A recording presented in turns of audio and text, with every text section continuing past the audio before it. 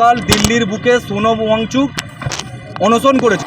লাদাখের সমাজকর্মী সোনম ওয়াংচুকের অনশনের প্রতি সংহতি জানিয়ে এবং দীর্ঘদিনের রানীহাটি ওভারব্রিজ নির্মাণের দাবিতে হাওড়া জেলার রানীহাটিতে পথসভার আয়োজন করল Democratic youth federation of India অর্থাৎ DYFI। সভায় উপস্থিত বক্তারা বলেন, পরিবেশ রক্ষা মানুষের গণতান্ত্রিক অধিকার এবং জনস্বার্থের প্রশ্নে সোনম ওয়াংচুকের আন্দোলন দেশ জুড়ে সমর্থন পাচ্ছে। সেই আন্দোলনের প্রতি সংহতি জানাতেই এই কর্মসূচির আয়োজন করা হয়েছে।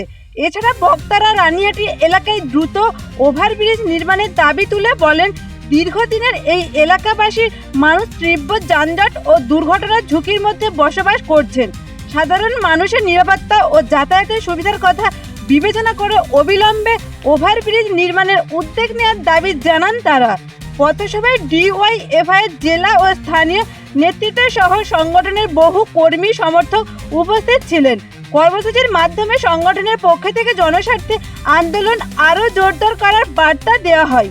প্রোগ্রামের মূল উদ্দেশ্য আমরা যে আজকে মিছিল সংগঠিত করলাম, আমরা জানি গতকাল যে সোনম ওয়াংচুক ককরোল বিজেপির হলেও কিন্তু সারা দেশ জুড়ে যে নেট পরীক্ষার বিরুদ্ধে, সারা দেশ জুড়ে যে নেট পরীক্ষায় দুর্নীতি হয়েছে, শিক্ষিত বেকার যুবকদের যে চাকরির ক্ষেত্রে ব্যাপকভাবে দুর্নীতি হয়েছে, এই দুর্নীতির প্রতিবাদে গতকাল দিল্লির বুকে সোনম ওয়াংচুক অনশন করেছিল। তার ওপর দিল্লির কেন্দ্রীয় সরকার, বিজেপির সরকার, যে ফ্যাসিস্ট সরকার, তার ওপর যেনতেন উপকরণে আক্রমণ নামিয়ে আনলো। আমরা এর বিরুদ্ধে সারা রাজ্যব্যাপী বিভিন্ন ব্লকে ব্লকে প্রতিবাদ সংগঠিত করছি। তার প্রতিবাদ স্বরূপ আজকে আমরা মিছিল সংগঠিত করলাম। আমরা আজকে DYFI, আমরা হাওড়া জেলা কমিটির এবং আমাদের পাঁচলা লোকাল কমিটির উদ্যোগ নিয়ে আজকে আমরা এই মিছিল সংগঠিত করলাম। আমি সুব্রত পাত্র, DYFI পাঁচলা লোকাল কমিটির সম্পাদক। এখানে দেখা যাচ্ছে তিন রাস্তার মোড় এবং প্রতিদিন নিত্যযাত্রীরা এখানে সমস্যার সম্মুখীন হয়। এই নিয়ে কি বলবেন? দেখুন, আমরা যদি ভালো করে দেখি, এই যে উড়ালপুলের দাবি নিয়ে DYFI আজকে নয়, দীর্ঘদিন ধরে লড়াই করছে। এই রানীহাটির বুকে এই যানজটের কারণে বহু মানুষের প্রাণ গেছে। এই আমতা রোডে প্রচুর গাড়ি ঢুকছে, যারা ডাইরেক্ট যাচ্ছে ফ্যাক্টরিগুলোতে, এবং এই যে পুরো ন্যাশনাল হাইওয়ে একটা মৃত্যুপুরী হয়ে দাঁড়িয়েছে। তো সেখানে সরকারের টনক নড়ছে না।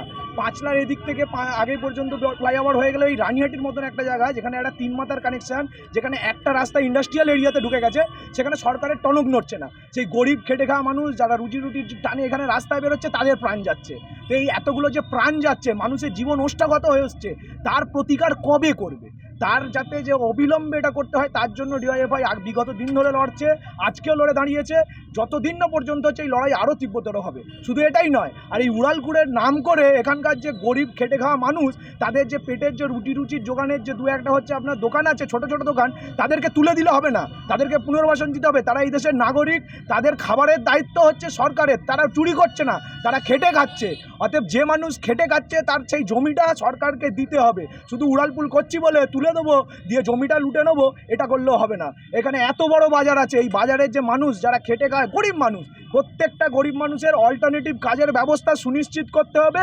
একই সাথে সাধারণ মানুষের যে জীবন ওষ্ঠাগত আছে, দিন দিন প্রাণ যাচ্ছে, সেটার ব্যবস্থা করতে হবে। রানীহাটি ফ্লাইওভার এটা যতদিন না হচ্ছে, ততদিন আমাদের এই লড়াইটা থাকবে। লড়াইটা আমরা শেষ পর্যন্ত দেখে যাব।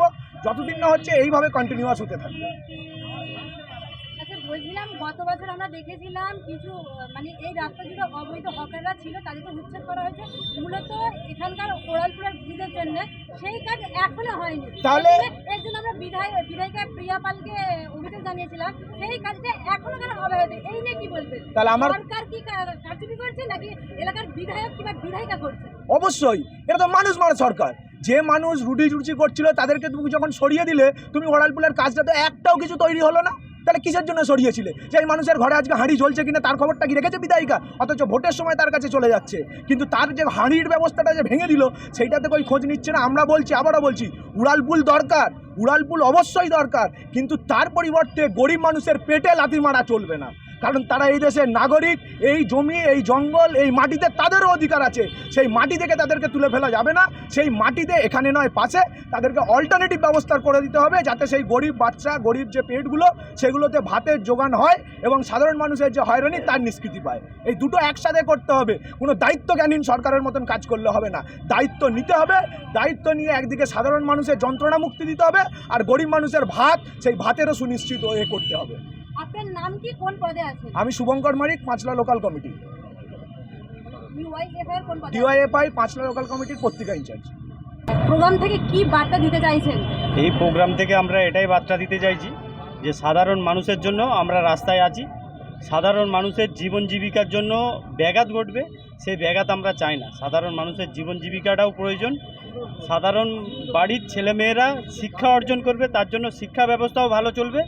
গরিব পরিবারের ছেলেমেয়েরা দীর্ঘদিন তারা নিটের এক্সাম দেওয়ার জন্য প্রিপারেশান নেওয়ার পরে যে নিটের এক্সাম দিয়েছে, সেই এক্সামে যে কেন্দ্র সরকার যে দুর্নীতি করেছে, সেই দুর্নীতির বিরুদ্ধে আজকে আমাদের প্রতিবাদ।